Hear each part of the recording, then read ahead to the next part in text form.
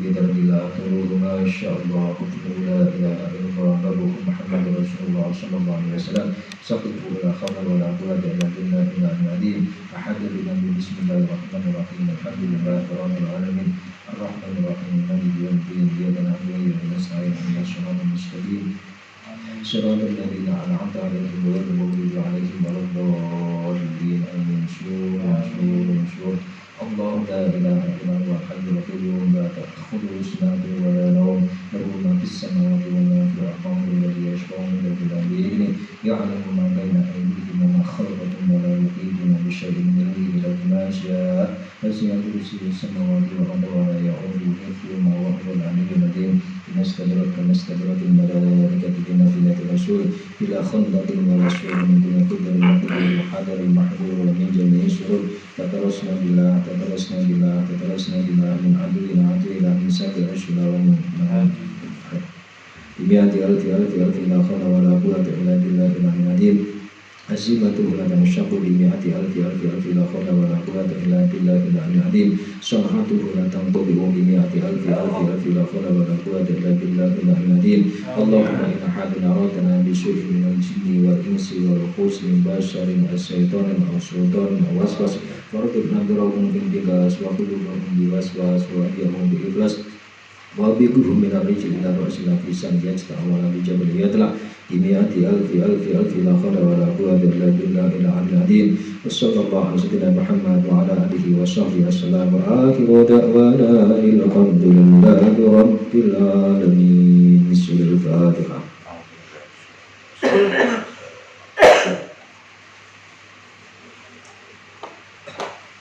Bismillahirrahmanirrahim. Bismillahirrahmanirrahim. Qala al-muallif rahimahullah ta'ala wa nafa'ana Allah fi ulumihi fid dharain amin. Bismillahirrahmanirrahim. Masih tentang bab fil ghaflati, di dalam menjelaskan lupa. Bismillahirrahmanirrahim. Ada cerita wahukia dan diceritakan apa anna rajulan, sesungguhnya seorang laki-laki udakhala masuk sebuah orang laki-laki tadi fisolati, di dalam sholat. Falama intaha semasanya sampai apa ya si rajul tadi, laki-laki ila qoulihi, pada ucapan rajul iyyaka na'budu. Jadi ini ada seorang laki-laki sholat kemudian di situ membaca Fatihah.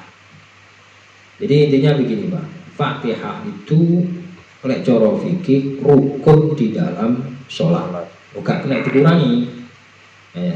Ini cara ahlu sunnah, madhab ahlu sunnah. Jadi rukun di dalam sholat itu Fatihah itu jumlahnya ada 7 termasuk bismillah. Walaupun di situ nanti ada perdebatan. Bismillah itu ayatun minha au la ayatun minha. Bismillah itu ayat dari Fatihah atau bukan ayat Fatihah. Tapi yang jelas ahlu sunnah itu beranggapan bahwa bismillah itu ayat dari Fatihah. Jadi jumlahnya ada 7. Itu nggak bisa dikurangi. Makanya sangat penting ketika orang membaca Fatihah di dalam sholat, alhamdulillahi rabbil alamin, segala puji bagi Allah Rabbil alamin, yang menjadi Tuhan seluruh alam. Itu Allah jawab. Jadi hambaku memuji saya, karena alhamdulillah itu pujian yang 4 perkara. Jadi dimaknani alhamdulillah utawi segala puji yang 4 perkara. Qadim alal kudus, kudus alal qadim, qadim alal qadim, kudus alal kudus. Ada 4. Jadi pujiannya Allah pada hambanya. Contohnya kayak Kanjeng Nabi, itu dipuji, innaka la'ala khuluqin adzim. Sesungguhnya kamu Muhammad itu la'ala khuluqin adzim di dalam Quran. Atas mempunyai akhlak yang sangat agung. Adzim itu sandangannya Allah. Kenapa kok diletakkan di makhluk? Berarti itu bermakna pujian. Ya berbaik kita itu itu mujine Allah ning gini hambane. Ada mujine Allah ning gini mujine makhluk ning gini hamba ning gini Allah ning gini Tuhane. Ya, kayak kita hamdan syakirin, hamdan naimin, semuanya itu pujian. Kita berdoa memuji pada Allah dulu, baru sholawat, setelah itu kita meminta. Nah itu pujian pokoknya seluruh pujian. Ada 4 perkara. Nah itu semua lillahi, kepunyaane Gusti Allah Rabbil alamin. Tapi Allah yang jawab, oh hambaku muji saya. Alhamdulillahirabbil alamin, Ar-Rahmanir Rahim. Itu masih sifatnya Allah yang mempunyai kasih sayang di dunia dan akhirat. Ar-Rahimi yang mempunyai kasih sayang di akhirat saja. Kenapa kok Ar-Rahimi? Ya nanti yang dikasih itu orang-orang yang di situ mendapat ridhone Gusti Allah. Rupane orang-orang yang aminu wa amilus sholihat, orang-orang yang iman dan beramal soleh. Nah sekarang yang nggak iman dan nggak beramal soleh ya disiksa di neraka, tidak mendapat rohim, tidak mendapat kasih sayangnya Gusti Allah. Sekarang Ar-Rahman itu kasih sayang dunia dan akhirat. Jadi ada selain orang yang misalnya namanya bukan orang Islam tapi kenapa kok enak, kaya dan lain sebagainya, pokoknya hidupnya enak, itu bagaimana? Karena Allah itu mempunyai sifat Ar-Rahman. Siapapun makhluknya itu ya dikasih sayang ya, jadi mbok kuwi Islam, mbok kuwi enggak, mbok itu binatang atau enggak ya dikasih sayang, dikasih rahmane Gusti Allah, semua dapat. Nah nanti bedanya ketika di akhirat, orang kafir itu enggak dapat kasih sayang. Yang dikasih sayang ya adalah orang yang beriman dan beramal soleh, itu nanti akan dikasih sayang, yaitu penduduk surgane Gusti Allah. Itu Ar-Rahmanir Rahim, Maliki Yaumiddin, yang merajai di hari kemudian, atau yang memiliki, ada yang maknanya seperti itu, yang memiliki hari kemudian, maknanya hari akhirat ya, pasti yang merajai ya memang Allah itu memang jadi Tuhannya di dunia dan juga jadi Tuhannya nanti di akhirat. Jadi Allahu yaf'alu ma yasha, itu Allah mengerjakan apa yang Dia kehendaki, itu bukan hanya di dunia saja, tapi itu berlaku juga di akhirat. Memang itu Tuhan miliknya Allah, akhirat yang milik Gusti Allah, dunia ini juga milik Gusti Allah. Ya terserah Allah.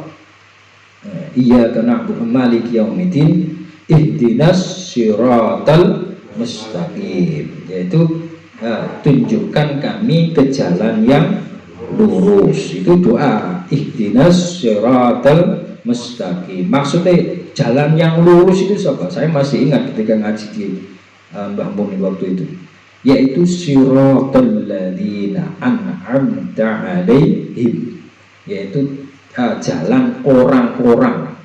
Nah ini orang-orang yang engkau beri nikmat. Maksudnya orang-orang itu siapa? Orang-orang yang salafus sholeh, yang dahulu yang engkau beri nikmat. Jadi kita itu ngikuti sama orang, bukan ngikuti langsung Gusti Allah hai. Ya repot. Langsung Gusti Allah. Wong Gusti Allah itu enggak makan, Gusti Allah itu enggak tidur, Gusti Allah itu enggak nikah. Ini repot kabeh. Langsung Gusti Allah, pokoknya Gusti Allah. Nah, artinya ya kita mengikuti orang-orang, nyatanya ditunjuk jalan yang lurus itu apa? Siratal ladzina an'amta 'alaihim. Jadi jalannya orang-orang yang engkau beri nikmat. Maksudnya apa? Orang-orang soleh yang dahulu, orang-orang salafus soleh, para tabiin, para sahabat, para nabi dan rasul. Dan itu adalah orang-orang yang soleh. Tapi jadi orang mengikuti orang gitu loh maksudnya.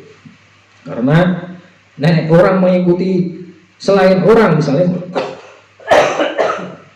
misalnya malaikat, itu juga sulit. Malaikat itu juga nggak punya jenis kelamin, yo nggak makan, yo nggak tidur, yo nggak butuh nikah. Ya, kalau kita ikut, yo repot juga. Wong kita yo butuh makan, kita ya butuh tidur, kita butuh nikah, ya repot. Misalnya, artinya ternyata di situ dicontohkan, dijelaskan jalan yang lurus itu jalannya orang-orang. Kita disuruh mengikuti orang. Orang gak mesti bener. Ayo kayak biyen wong gak mesti bener. Tapi ternyata kita disuruh jalan lurus itu adalah mengikuti orang-orang yang engkau beri nikmat. Maknanya orang-orang soleh terdahulu, yaitu para tabiin, para sahabat, para nabi dan rasul. Itu semua orang-orang. Sekarang itu gerakan-gerakan pokoknya langsung Gusti Allah, ya repot. Bismillahirrahmanirrahim. Nah, ini ada orang sholat, ya. Ceritanya ada orang sholat pas mau coba Fatihah pada lafaz iyyaka na'budu wa iyyaka nasta'in. Ini kalau baca Fatihah pada iya itu harus ditekan, kan? Harus ditekan. Pada ya-nya itu harus tekan iyyaka na'budu wa iyyaka nasta'in. Karena ada tasdidnya itu. Enek tasdid iyyaka artinya kepadamu ya Allah na'budu kami menyembah, wa iyyaka dan kepadamu ya Allah kami minta pertolongan. Nek misalnya gak pakai tasdid iyyaka gitu saja, sinar matahari, na'budu kami menyembah, terus wa iyyaka pada sinar matahari, nasta'in kami minta pertolongan. Ya rusak ora iki. Ya rusak. Makanya harus ditekan iyyaka na'budu wa iyyaka nasta'in, karena ya-nya ada tasdid. Nenek tasdid berarti padamu ya Allah kami minta pertolongan. Padamu ya Allah kami menyembah dan kepadamu kami minta pertolongan. Nah, akhirnya ketika pada lafaz itu khatara terlintas apa bibalihi. Khatara terlintas, maksudnya gemerjet apa bibali di dalam hatinya orang tadi, annahu sesungguhnya orang laki-laki tadi ku abidun, orang yang menyembah, orang yang ngabekti lillahi pada Allah Subhanahu wa taala fil haqiqati di dalam hakikatnya. Fanudia kemudian dipanggil fisiri di dalam siri, maksudnya ada yang bisikan lagi di dalam sirinya, kadzabta goroh kowe, ngapusi kowe, tipu kamu, innama ta'budu sesungguhnya kamu menyembah al-khalqa pada makhluk. Ini karo pejabat itu nunduk karo-karuan. Ya itu lah enek beda karo orang tua kandung. Itu kan memang dianjurkan kita tunduk. Ya, tunduk guru itu anunya para ulama loh, kita mengikuti para ulama seperti itu ya, itu dimakna hormat.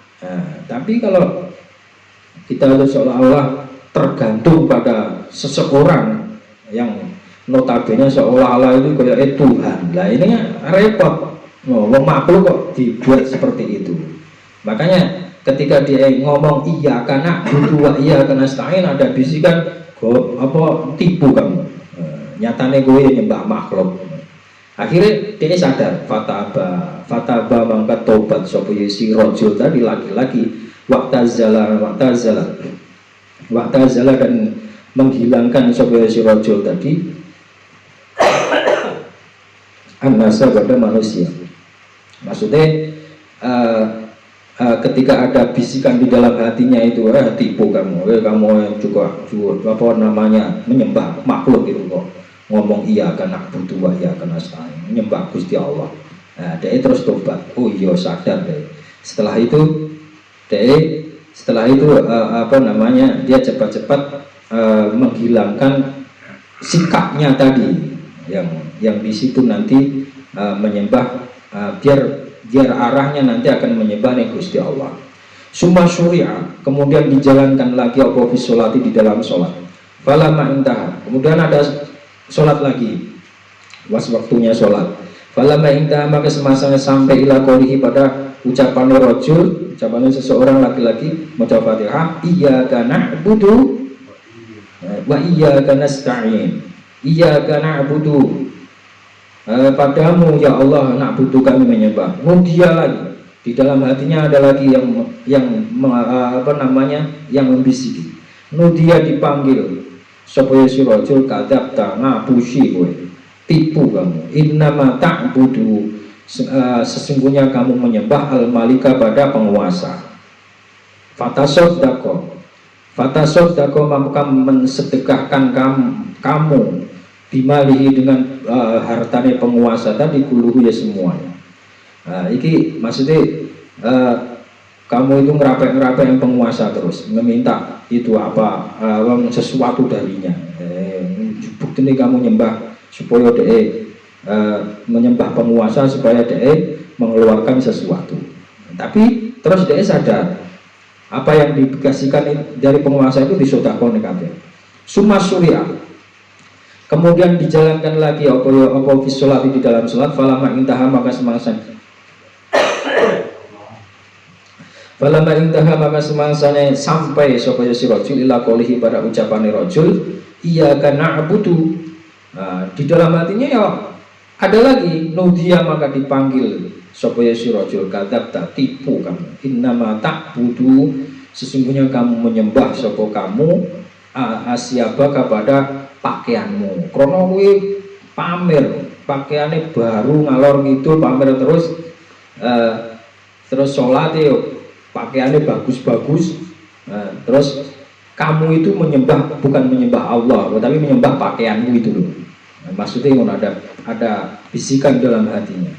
Fatasoddaqo, maka mensedekahkan setelah sholat ini, mensedekahkan supaya si rajul dia dengan pakaian tadi, illa ma, kecuali sesuatu la buddha, yang wajib lahu bagi rajul, mihu, dari rajul tadi, dari laki-laki tadi.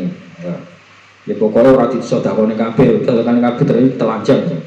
Maksudnya ya sesuatu yang kira-kira dianggap dia cukup untuk dipakai. Summa syuri'a, kemudian dijalankan lagi dia di dalam sholat. Falamma intaha, maka semasanya sampai sapa rajul ila qoulihi, pada ucapan rajul, iyyaka na'budu, maca Fatihah meneh, iyyaka na'budu, padamu ya Allah wa na'budu, kami menyembah. Nudia lagi, ada bisikan lagi di dalam hatinya, al-an, sekarang sodakta, bener kowe, bener. Innama ta'budu, sesungguhnya kamu menyembah rabbaka, pada Tuhanmu, yaitu Allah Subhanahu wa ta'ala. Jadi begini Pak, jadi intinya sholat itu yang berkualitas itu adalah khusyuknya. Dari cara fikih, khusyuk itu hukumnya sunnah muakkadah, ora wajib, enggak wajib. Sunnah yang kuat. Lek wajib nih, lek gak khusyuk, itu berarti batal sholat ini. Loh, akan memberatkan. Makanya di dalam fikih sunnah muakkadah, sunnah yang kuat. Tapi hakikatnya sholat itu semakin khusyuk pada Allah Subhanahu wa ta'ala, maka semakin berkualitas sholatnya di hadapan Allah Subhanahu wa ta'ala. Bahkan Imam Al-Ghazali mengatakan di dalam kitab fikih itu, kalau sholat jamaah itu enggak khusyuk, khusyuknya sholat di rumah, lebih baik sholat sendiri. Itu tapi Imam Al-Ghazali, karena memang orang kok kelian suara, bagus-bagusan suara ketika mengutarakan di dalam ayat-ayat sholat, tidak. Tapi ternyata semakin khusyuknya orang itu pada sholat, pada Allah ketika sholat, maka itu semakin kualitas di hadapan Allah Subhanahu wa taala. Salat itu berkualitas. Di situ itu semakin berbobot, itu sholatnya semakin bagus. Tapi belajar khusyuk itu memang sulit. Ya, tapi harus harus dilatih. Misalkan tingkatan kita sholat Allahu Akbar, memang aturannya nek pengen khusyuk ya, pokoknya ketika sholat itu apa saja perkara dunia dilupakan, utang apa semua dilupakan seketika itu.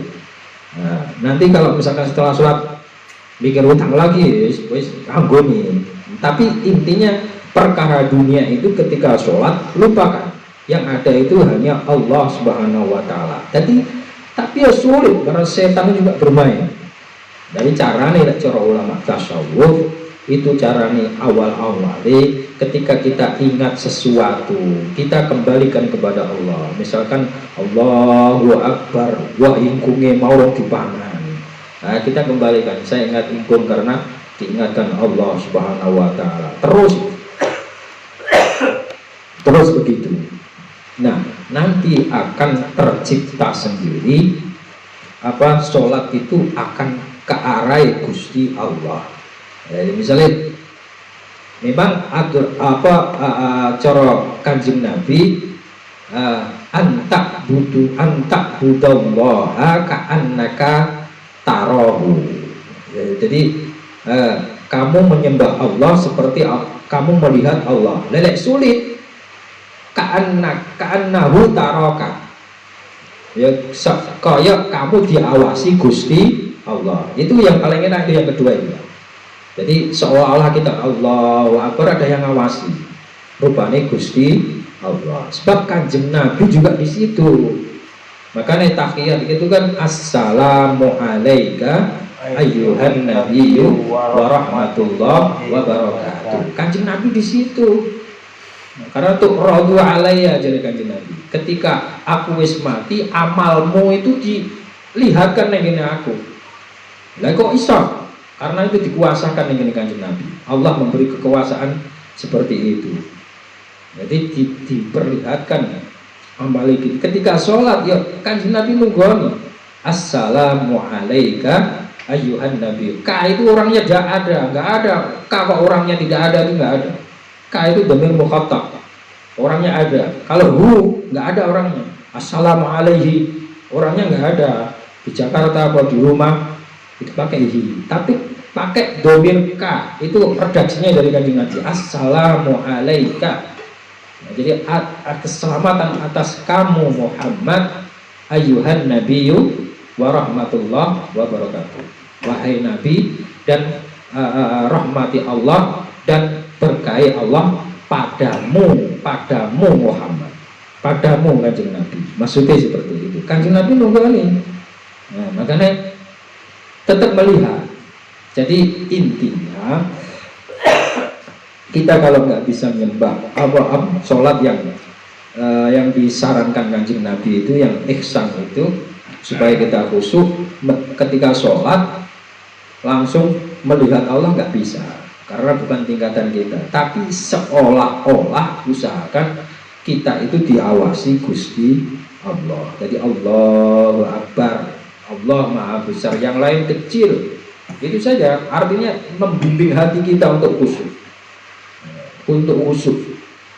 Karena khusyuk kalau sahabat itu juga sulit, apalagi zaman akhir.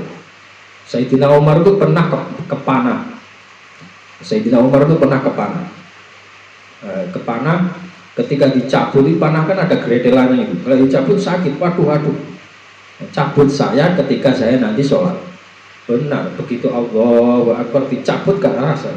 Saking orang sahabat dulu ya begitu, sholat itu pokoknya itu hilang semua. Maksudnya saking nikmatnya itu tidak merasakan apa-apa, sakitnya itu tidak terasa. Itu seperti itu. Tapi tingkatannya para sahabat. Kita itu percon bledos melayu karu-karuan. Itu karena tingkatan kita, apalagi di zaman akhir. Nah, tapi harus dilatih. Hati itu harus dilatih. Seperti itu, berusaha untuk dilatih. Jadi pertama kali usahakan ketika sholat itu tinggalkan perkara dunia. Pokoknya utang apa pikiran kok. Ketika Allahu Akbar, yang lain kecil, Allah yang besar. Nah, ketika di dalam sholat kok ingat macam-macam, kembalikan ke Allah. Saya ingat itu karena diingatkan Allah. Terus saya hati dibimbing seperti itu.